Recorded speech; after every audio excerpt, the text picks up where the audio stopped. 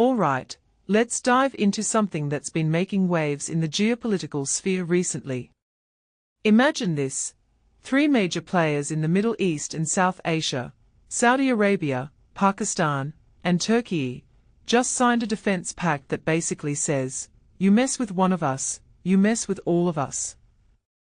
Sounds like the plot of a high-stakes thriller, right?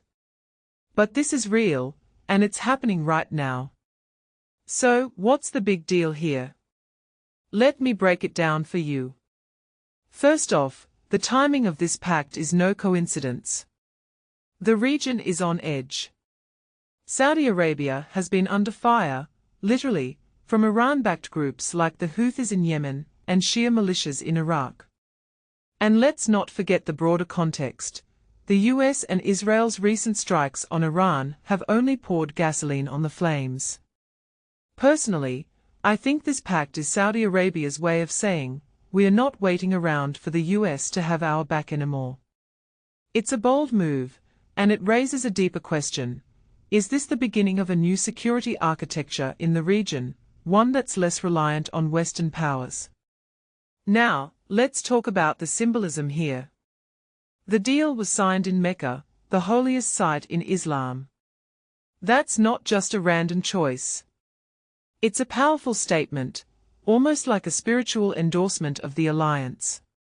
What this really suggests is that these countries aren't just forming a military pact, they are weaving together a narrative of unity and shared identity.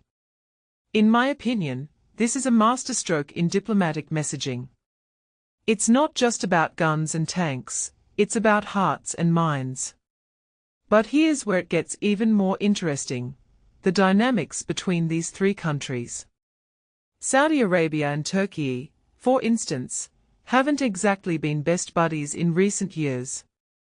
They've had their fair share of tensions, from competing for influence in the Muslim world to differing stances on issues like the Muslim Brotherhood. So, what changed? I think the answer lies in the shifting global order. With the US increasingly focused on the Indo-Pacific and Europe grappling with its own crises, these countries are realizing they need to band together. It's a classic case of the enemy of my enemy is my friend. Pakistan's role here is also fascinating.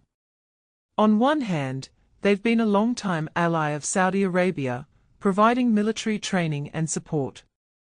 On the other hand, they've got deep ties with Turkey, including defense cooperation, and even the exchange of warships and aircraft. What many people don't realize is that Pakistan is playing a delicate balancing act here. They are walking a tightrope between their strategic interests and their economic needs, especially given their financial reliance on Saudi Arabia. From my perspective, this pact is as much about Pakistan securing its own future as it is about regional stability.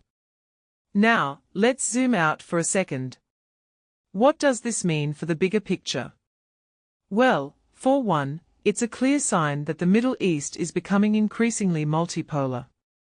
The old order, where the US was the undisputed security guarantor, is crumbling. In its place, we are seeing new alliances, new power dynamics, and new rules of the game. This raises a deeper question. Are we witnessing the birth of a new era in Middle Eastern geopolitics, one where regional powers take the lead? And finally, let's talk about the implications for the rest of the world. This pact isn't just a regional affair, it has global ramifications. For instance, how will Iran respond? Will this escalate tensions further, or will it force all parties to the negotiating table? Personally, I think this is a wake-up call for the international community. The Middle East is reshaping itself, and the world needs to pay attention.